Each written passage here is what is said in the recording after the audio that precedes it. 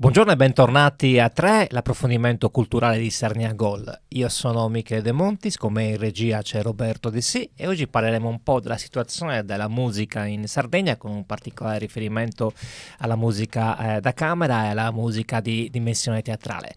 Per fare questo abbiamo il piacere di ospitare oggi con noi Carlo Riu, presidente dell'Ente Concerti Città di Iglesias. Buonasera, buongiorno. Ciao Carlo, grazie di essere qui con noi. Prima cosa vorrei domandarti che cos'è l'Ente Concerti Città di Iglesias, come nasce e di cosa si occupa? Allora, l'Ente Concerti Città di Iglesias è un'associazione a tutti gli effetti, nasce il 24 aprile del 1998, abbiamo compiuto 26 anni l'altro giorno. Auguri. Grazie. In 26 anni abbiamo fatto circa 600 tra concerti e spettacoli. Inizialmente abbiamo lavorato solo e esclusivamente con la musica da camera per almeno 10 anni, poi cambio di direzione artistica, abbiamo portato le opere liriche, ritornava ad Iglesias l'opera lirica dopo tantissimi anni che non veniva più fatto. Ecco, ricordiamo, Iglesias è anche una città, oltre che di straordinaria importanza dal punto di vista storico, ospita anche un teatro che in passato fu un luogo dove la lirica era di casa. E dunque, la lirica era di Iglesias di casa, certo. Il teatro che abbiamo adesso è un teatro rifatto, perché prima era un cinema, è un cinema trasformato in teatro. E lì noi abbiamo fatto queste opere liriche ridotte per degli spazi chiaramente piccoli. Le Cabaret de Carmen era un'opera Carmen, però chiaramente molto ridotta sia nel tempo che nei personaggi. E abbiamo avuto in quel periodo dei grossissimi successi anche grazie alle relazioni con l'American Opera Theatre di Baltimora e tanti altri gruppi che venivano dall'estero. Noi pagavamo queste persone, pagavamo tra virgolette, con l'ospitalità. Quindi un mese in Sardegna equivaleva almeno a 3 opere liriche, insomma, questo era il concetto. La Sardegna come unità di scambio per transazioni commerciali. Sì, io ricordo Timothy Nelson, il regista di queste opere teatrali, che fece 120.000 fotografie. 120.000. Cioè, stiamo parlando di cifre spaventose. Insomma. Aveva un bel disco rigido. Sì. Poi cancellava e rimandava, insomma, era eccezionale. In questi anni di attività, come è cambiato il mondo della cultura, il mondo della musica dal vivo, il mondo della musica da camera dal 98 ad oggi? Allora, sicuramente è cambiato notevolmente per la partecipazione e l'ascolto. Noi facevamo concerti con il quartetto, il trio d'archi, con 200 persone in sala. Oggi credo che sia molto impossibile riuscire ad arrivare a queste cifre, perché si è un po' ridotta la platea delle persone a cui piaceva questo tipo di musica. Cioè, dici un invecchiamento generazionale? Un invecchiamento generazionale, sicuramente. E a parte poi gli spazi sono diventati un po' improbabili trovare 200 posti per queste cose, per realizzare un concerto di questo tipo. Diciamo che prima del Covid le cose erano molto diverse, col Covid le cose sono cambiate notevolmente. La platea è diminuita, le persone preferiscono diversi orari, prima si facevano le cose dopo cena, adesso assolutamente matinée prima di cena, cioè sono veramente cambiate. Bisognerebbe fare uno studio su questo tipo di cambiamento della platea che segue i nostri programmi. Ma secondo te è un cambio reversibile o temporaneo questo? Ma secondo me è irreversibile. Cioè, ormai le cose sono cambiate notevolmente. Poi la gente si è abituata molto al suo salotto e alla sua TV. Tanti programmi, puoi scegliere su un'infinità di cose. Anche l'opera lirica, se uno si abitua a vederla in TV, perde il fascino del teatro.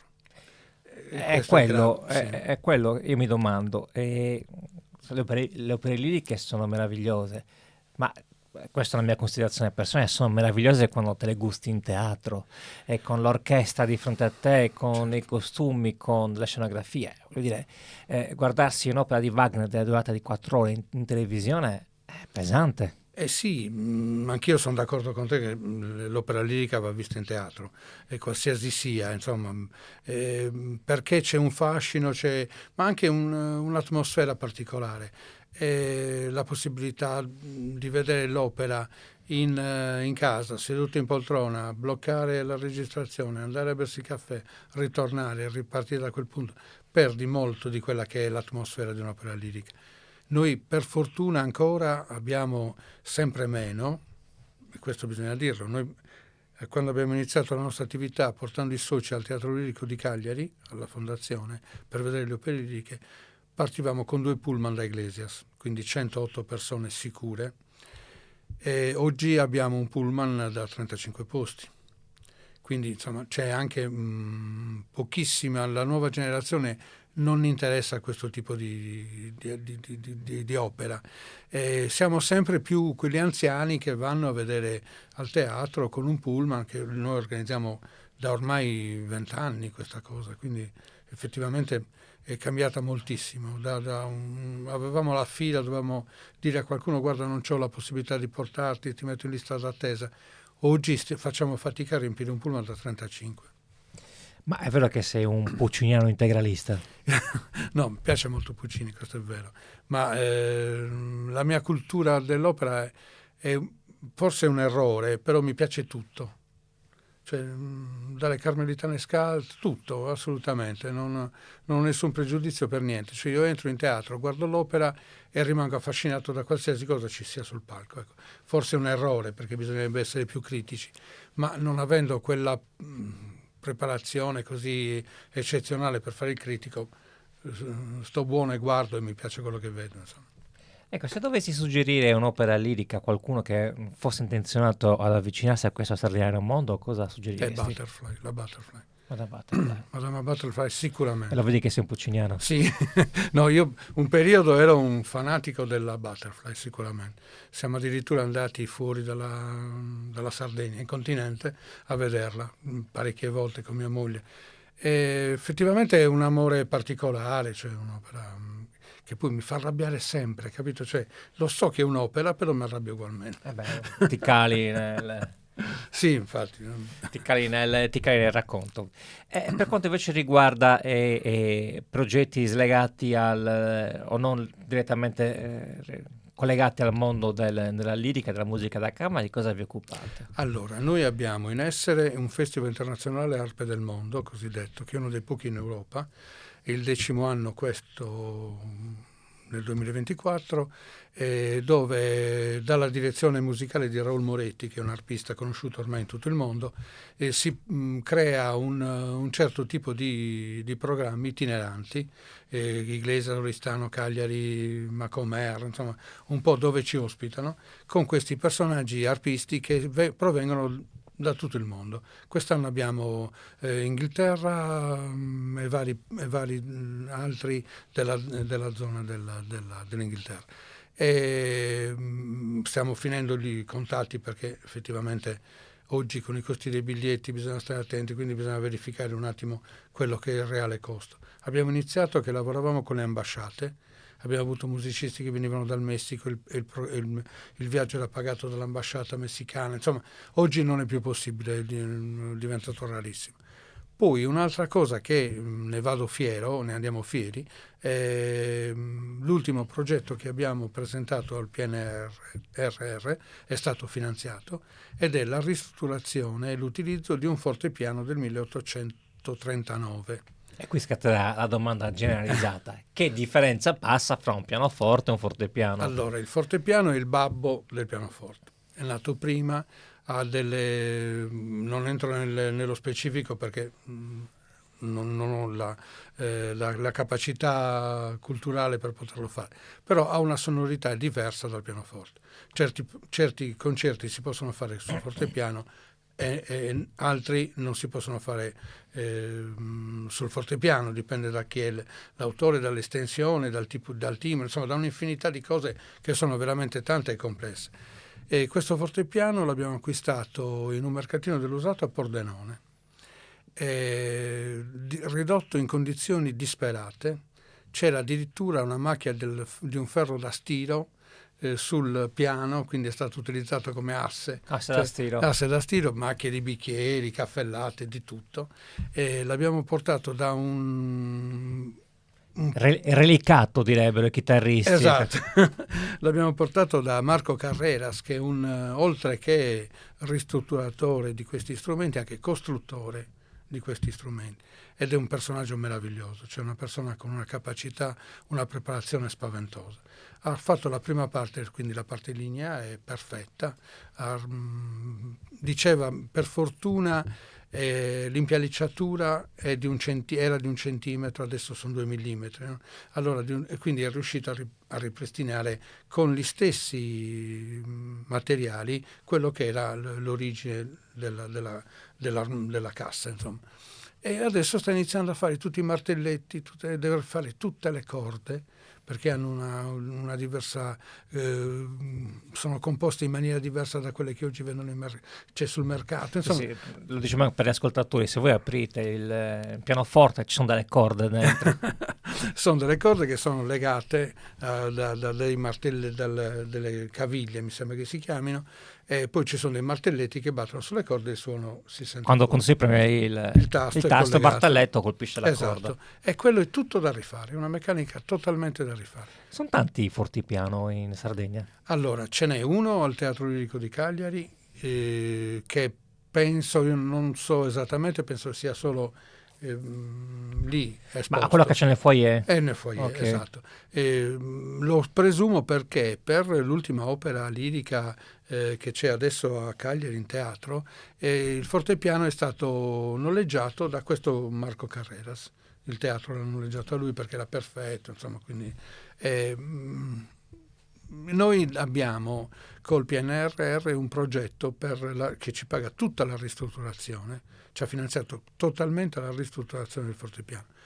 In più dobbiamo realizzare un filmato sia sulle fasi di ristrutturazione che poi sul concerto, e poi dovremo fare dei concerti nella nostra sede in via San Marcello di Iglesias, dove avremo delle classi delle scuole e in più la sera le persone adulte.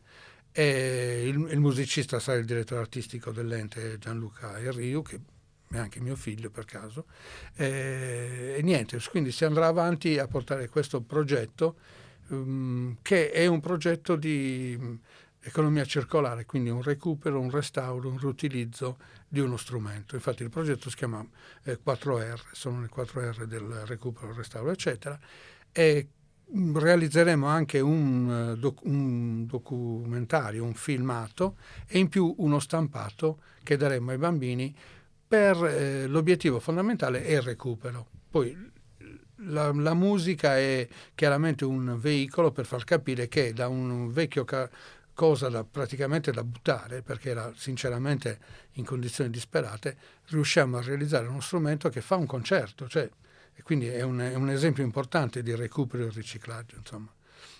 Certo.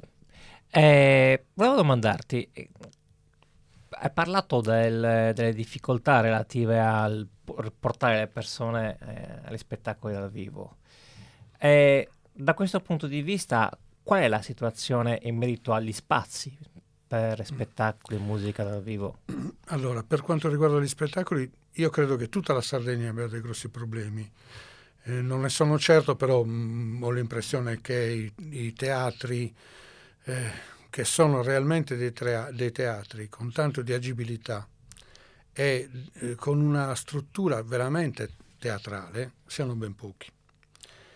Quasi nessuno. Quasi nessuno. Se posso raccontare un piccolo episodio, senza citare naturalmente il comune in questione, anche io mi occupo di fare spettacoli musicali, stavo cercando una struttura, chiamo questo comune e mi dice manca l'agibilità, però glielo possiamo dare il teatro. E penso che lungi da me voler gettare la croce su quel funzionario impiegato che mi ha risposto, anche perché il problema è un altro, sono comuni, sono teatri gestiti dai comuni che hanno altre priorità, giustamente, certo, rispetto al teatro. Ma in più ci sono dei problemi anche legati alla responsabilità civile penale, cioè una struttura che ospita 100 persone deve avere determinate caratteristiche.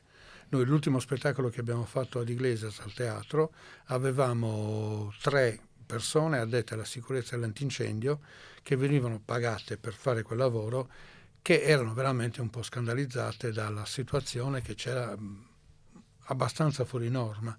Ecco, la realtà è questa: noi oltretutto facciamo ogni anno un'assicurazione per responsabilità civile e penale in modo tale da pararci un po' da possibili beghe.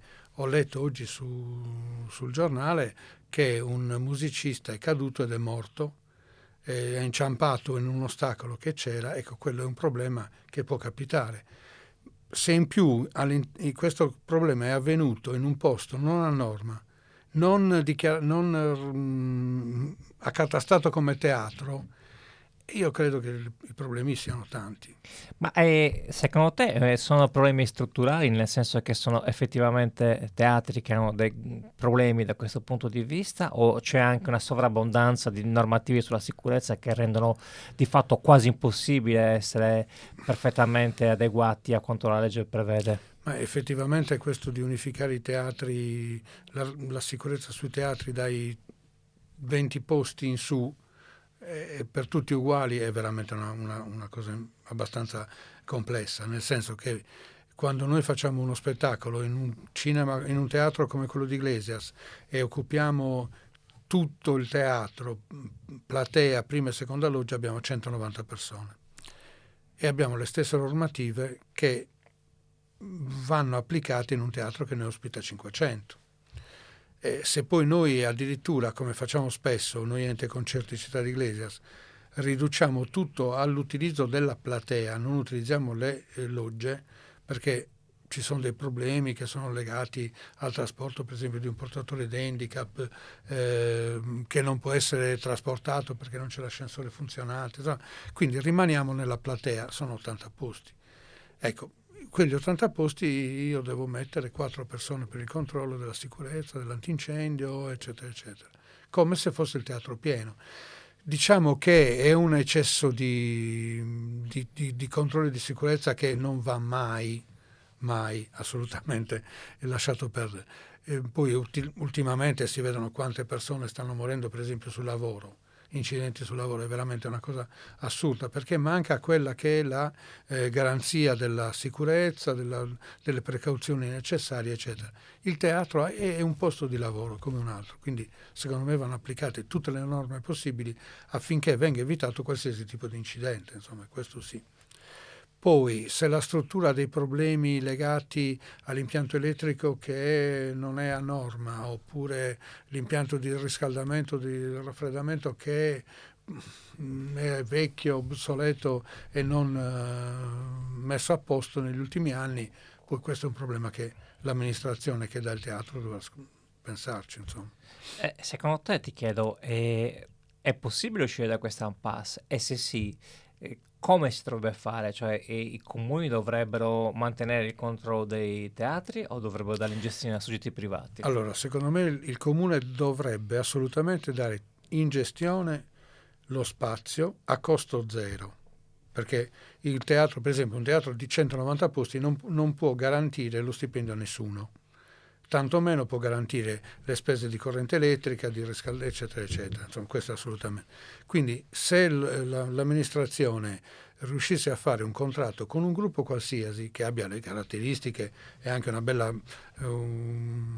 capacità anche economica per poter gestire una struttura, dovrebbe darlo a costo zero e far funzionare quella struttura tutto l'anno.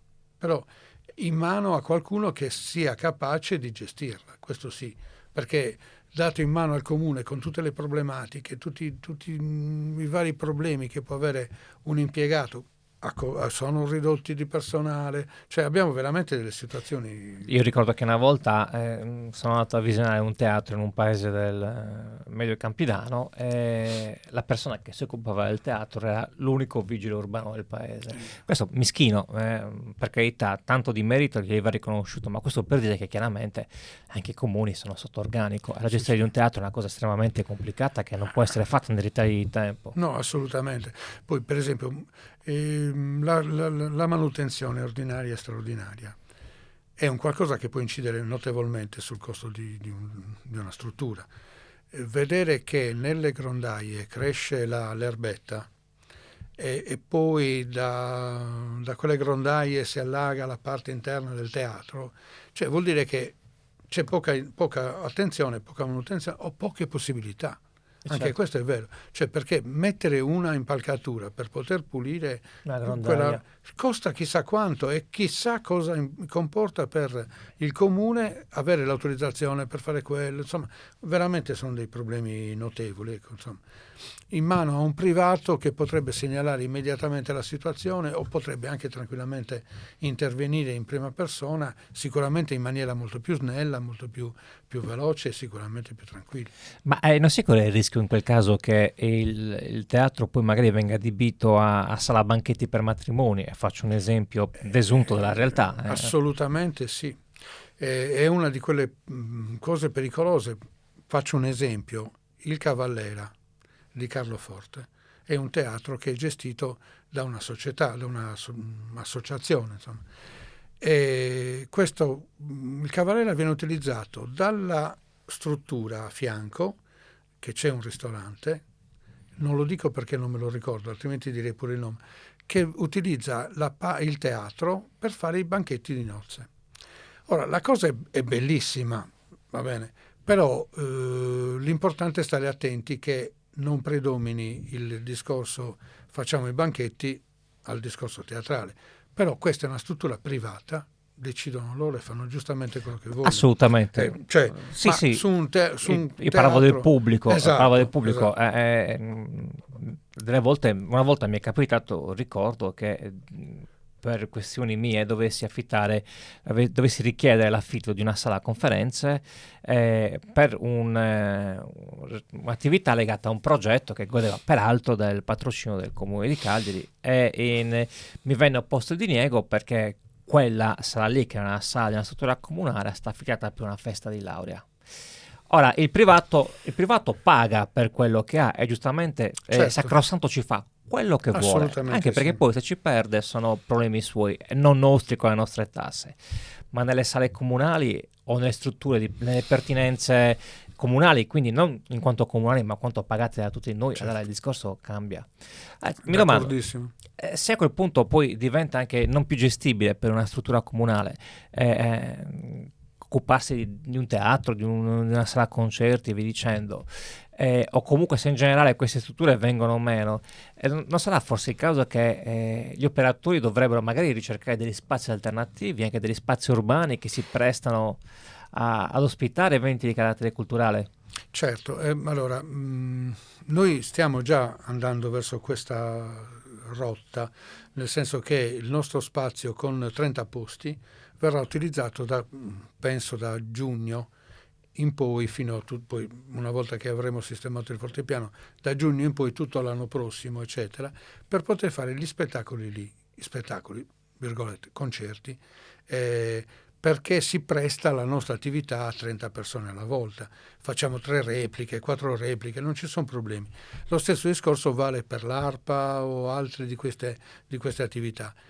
Oppure all'aperto, abbiamo fatto moltissime attività all'Orto Botanico di Cagliari l'anno scorso, scusate, avevamo una media di 90-100 persone a volta. Ecco, questi spazi si trovano e va benissimo. Diverso è il problema per chi attira centinaia di persone. Chi organizza un grosso evento con un nome di un certo tipo deve assolutamente portarli in una struttura particolare o in un campo sportivo, se il tempo lo permette. Io ho visto Iglesias l'anno scorso, ha fatto un'infinità di attività esterne con 5-10 mila persone a volta. Ecco, questo, a parte che ci vuole una preparazione e un'organizzazione per la sicurezza e l'antincendio incredibile, però effettivamente spazi così grandi puoi farlo, cioè personaggi che tirano tante persone puoi farlo soltanto all'aperto.